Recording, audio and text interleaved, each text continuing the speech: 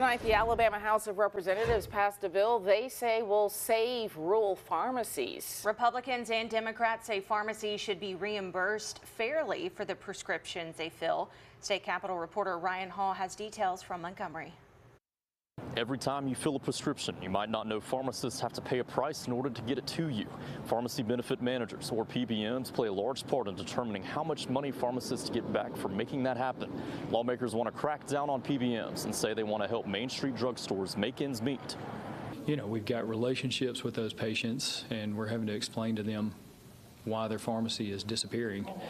And so it was a hard decision, but it was one that we ultimately had to make. For pharmacist Josh Harden, that decision was shutting down one of his drugstores last year. He says pharmacy benefit managers have made it difficult for some to stay open. We're essentially competing with the companies that administer the pharmacy benefit for your insurance.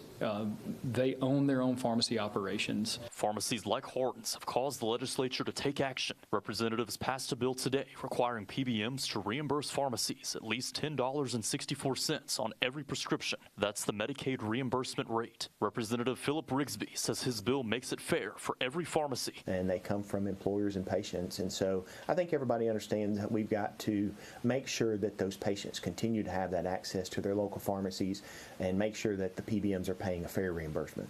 But some groups, like the Alliance of Alabama Healthcare Consumers, has warned the fee will just be pushed down to patients. Rigsby says his bill prohibits that. This is a step forward, I believe, in helping employers, patients, and pharmacies start to see transparency in this system. Representative A.J. McCampbell agrees something needs to be done to help rural drugstores. The small mom and pop, your neighbor, my neighbor, can stay in business and provide a tax base also for our communities. The bill passed in the House and now heads back to the Senate for final passage.